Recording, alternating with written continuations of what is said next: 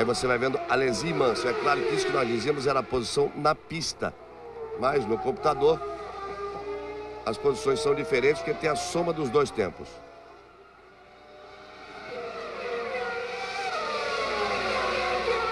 O Schumacher na pista vem na 6ª posição, mas na soma dos tempos ele é o 2º colocado. E você vai aí com a câmera colocada no carro de Alesi e vendo ali a pressão forte que o Mansell faz em cima do Alesi. Com um traçado diferente, vindo mais por fora, evitando aquele traçado de pista seca, onde fica muita borracha. E onde tem borracha com água ali é muito complicado.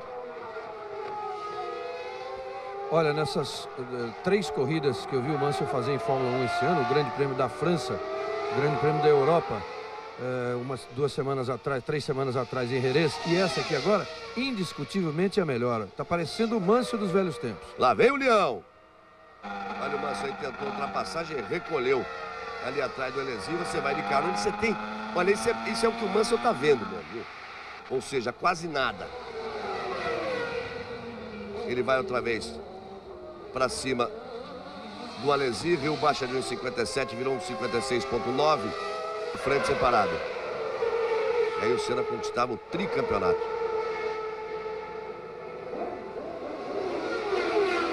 Rio o primeiro, Schumacher o segundo, Alesi o terceiro e Mansell o quarto, isso na soma dos tempos. E o Frentzen que vem aí na 5ª posição.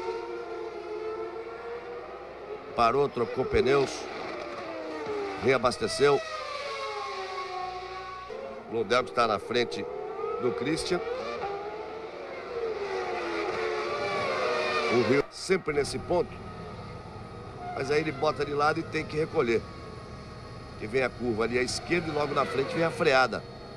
Ali a freada para Chinquene.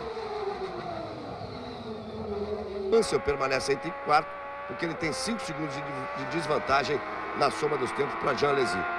Isso prova que o Schumacher realmente tem problema, quer dizer, ele está andando mais lento que o Alesi empurrado pelo Rio, pelo Mansell, e a coisa começa a se complicar e fica aí, como a gente disse aí no começo da prova, fica aí até uma possibilidade de uma dobradinha Williams, que aí sim, aí funcionaria muito bem o esquema, porque esse é o papel do Mansell, ajudar o Damon Hill, e aí complicaria as coisas para o Schumacher, se bem que ele, no traçado de Adelaide, na Austrália, ele seria de novo, voltaria a ser de novo um favorito. Se bem que a essa altura, para nós termos uma dobradinha, o Mansell teria que passar e tirar esses 5 segundos, é o que ele quer. E na hora que ele passar, ele vai tirar esses 5 segundos, porque o rendimento do seu carro é muito melhor do que o rendimento do carro de Alesi. Ele tenta fazer ali um X em cima do Alesi, lá vai o Leão. Tá faltando só botar um pouquinho as garras mais de fora para voltar a ser o Leão.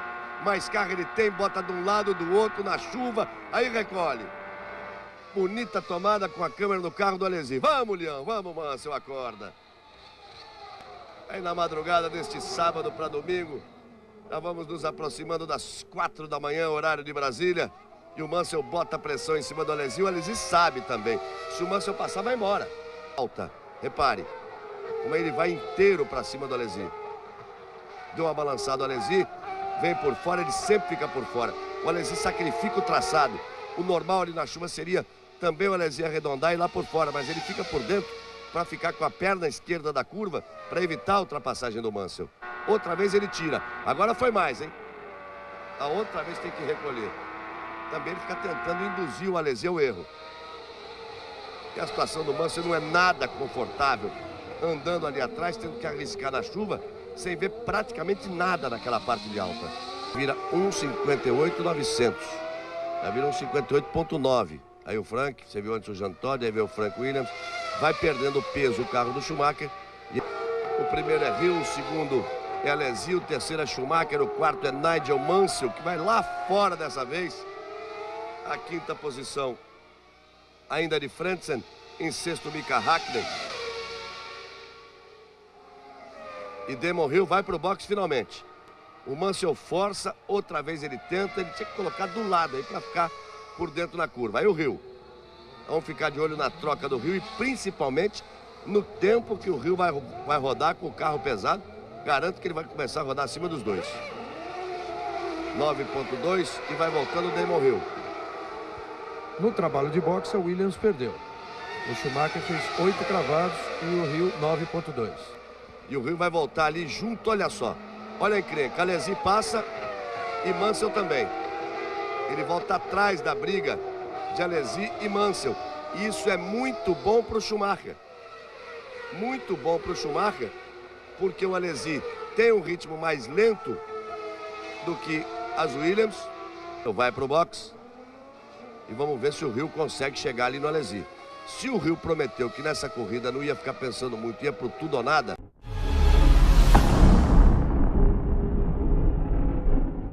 The drivers after the storm which had marred Saturday's Formula 3 race. With a 3-day build-up instead of 2, perhaps the excitement of the green light after so long made a first-lap accident inevitable. The 48th Monaco Grand Prix was barely 30 seconds old when it came to a temporary halt. Alesi sneaking inside Prost Ferrari, Gerhard Berger trying and failing to do the same. Monaco is the narrowest of circuits, as the view from Alessandro Nannini's Benetton confirms. It doesn't take much to block the track, and a restart was inevitable. Ivan Capelli was the first to abandon his defunct Leighton House and run back down the hill towards the spare car. Berger followed his example. But Alain Prost isn't called the professor for nothing. He spotted an official car doing nothing and pounced a lift. Yes, Matthew, very smart indeed, but not as clever as our onboard camera team, who had rigged another camera into Berger's T-car. Start number 2, and this time Senna managed to hightail it away, with Prost hanging on to his second place, keeping the other 24 members of the Bain pack behind him all the way up the hill. This time Prost kept a tight line going into Mirabeau, keeping Alesi in third place. Gerhard Berger was fourth, Patrese fifth, and Mansell sixth. While Senna streamed away at the front, teammate Berger was busy coping with the heavy traffic on the Monaco streets, trying to challenge Alesi in the confined space. Alesi was fighting a desperate battle to maintain his second place ahead of an impatient Gerhard Berger, the Austrian still looking for his first win for McLaren. It was all getting a little frantic as the drivers fought for extra space on this narrowest of tracks. Despite the heat of battle, Alesi was driving superbly, soaking up every threat from third-place Berger. He then started to reel in Senna. It became an enthralling charge, and Senna's lead suddenly looked more vulnerable. And it looked more than close at the end, but yet Ayrton Senna just hung on to take his third ever Monte Carlo Grand Prix win.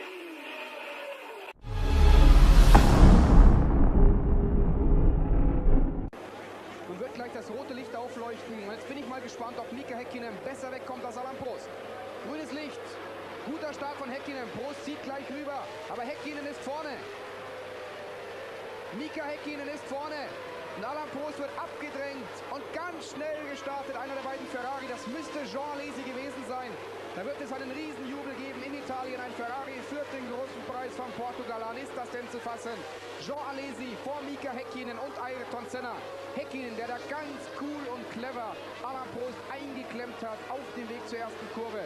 Und Jean Alesi mit einem Blitzstart hat er außen herum dieses Duell zwischen Alain Prost und Mika Häkkinen ausgenutzt und die Führung in diesem großen Preis von Portugal übernommen. Häkkinen wird jetzt bereits angegriffen von seinem Teamkollegen Ayrton Senna. Schert aus, Häkkinen sieht es im letzten Moment, macht Platz. Senna vor Häkkinen. Senna war ja nicht besonders glücklich, dass sein junger, neuer Teamkollege Mika Häkkinen hier auf Anhieb schneller gefahren ist im Training als er selber. Und überhaupt das Verhältnis von Ayrton Senna zu McLaren, vor allem zu Teamchef Ron Dennis, angeknackst. Eine Ehe, die 6 Jahre gedauert hat und 3 Weltmeisterschaften eingebracht hat, geht zu Ende. Und Senna hat jetzt einen kleinen Fehler gemacht, Schlenkern. Ayrton Senna und Ron Dennis, der McLaren-Teamchef, haben sich auseinandergelebt, haben sich zerstritten. Die Ehe dauert noch 2 weitere Rennen. Alesi jetzt sehr weit hinausgetragen am Ende der ersten Runde. Am Ende dieser langgezogenen Rechtskurve. Alesi, Senna, Häkkinen, Prost, Schumacher dran an Alain Prost. Leider schwenkt die Kamera mit dem Ferrari von Jean Alesi. Ja, wer hatte das gedacht, dass hier in Portugal ein Ferrari das Rennen anführen würde? Aber ich fürchte einmal, das wird nicht allzu lange dauern. Und dann wird Ayrton Senna eine Attacke reiten auf den Spitzenreiter dieses Rennens, auf Jean Alesi. Und jetzt ist er bereits dran, der Ayrton Senna. Unruhige Fahrt von Jean Alesi. Schon beim großen Preis von Italien in Monza eine großartige Leistung des Franzosen. Dort allerdings profitierte Ferrari davon, dass man dort wochenlang trainiert hatte, getestet hatte. und dadurch einen riesen Vorteil hatte gegenüber allen Formel 1 Teams. Denn es gibt inzwischen in der Formel 1 dieses Reglement, dass nur die Heimteams auf ihren eigenen Rennstrecken testen dürfen und alle anderen Teams nur am Rennwochenende vor einem Grand Prix auf der entsprechenden Strecke fahren dürfen. Und deswegen eigentlich diese Führung mehr als überraschend. Es ist zweifellos nicht die Position, die Jean Alesi am Ende dieses Rennens einnehmen wird. Aber es ist toll für die Formel 1. Begünstigt sicherlich durch das Pech von Damon Hill, dass er sein Auto abwürgte vor dem Start. Wer hätte das gedacht? Alesi, Senna, Häkkinen und dann erst auf dem 4. Platz Alain Prost. Wobei dieser 4. Platz ihm gegenwärtig reichen würde zum vorzeitigen Gewinn des WM-Titels. Senna nicht in Führung und Hill weit davon entfernt, in den Punkterängen zu sein. Das ist völlig klar. Wir sitzen im Auto von Ayrton Senna.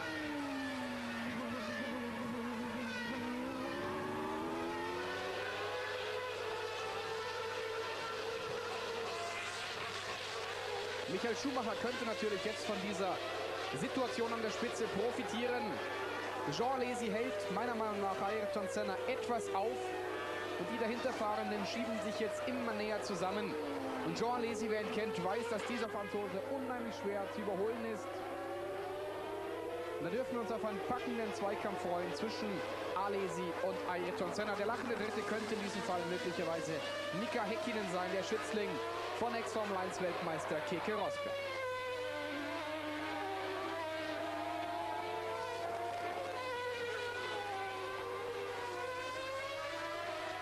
Der Ferrari ist es stetig aufwärts gegangen in den letzten Rennen.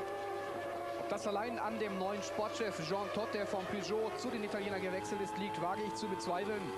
Es ist einfach die Frucht der Arbeit des Star-Designers John Barnard, der viel Input gegeben hat in das italienische Team.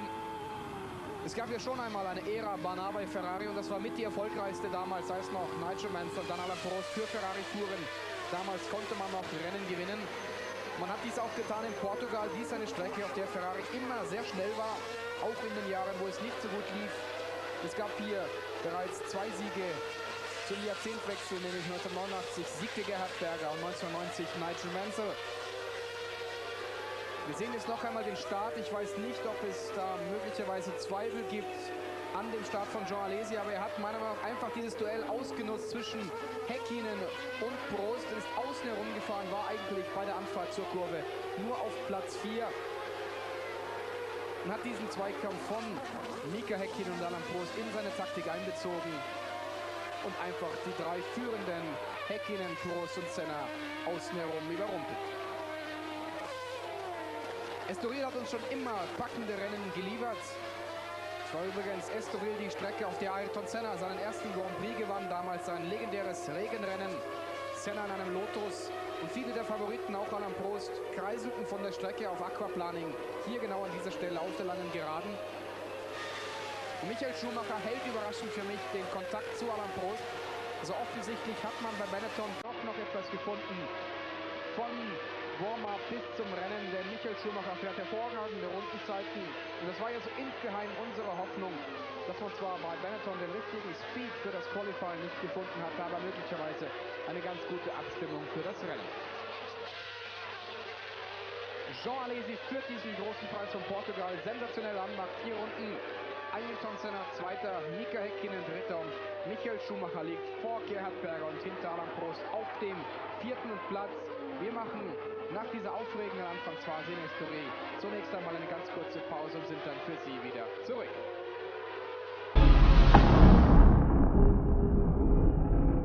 Two for a circuit new to Formula One, a brutal barrier-lined street course in the city of Phoenix, Arizona. Jean Alesi, who was 4th in the Tyrrell. Ayrton Senna qualified 5th in the other McLaren Honda.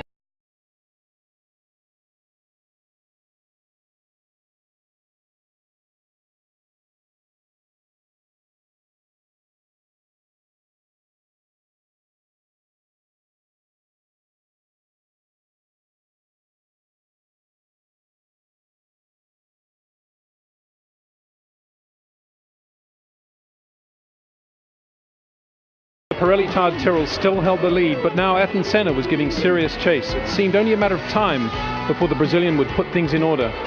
But then Alesi had other ideas. On lap 35, Senna made what appeared to be the definitive pass, but Jean was already thinking one corner ahead and doubled back, retaking the lead from an astonished Senna.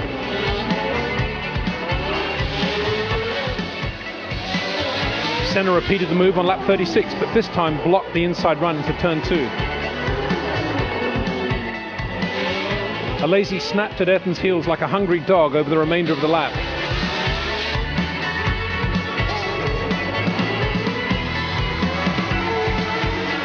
Senna lowered his head and focused on building a lead. Second for Tyrrell. Even more importantly, Alesi on this Sunday earned the genuine respect of Ayrton Senna. It had been a clean, hard motor race of the highest quality.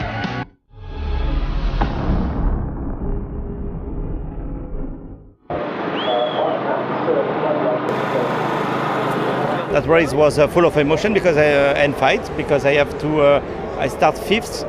I had to overtake all the drivers on track except Michael, who had a technical problem at the end. But then he was not able to catch up, and I came home with this victory and a lift from him to the box because I finished my fuel.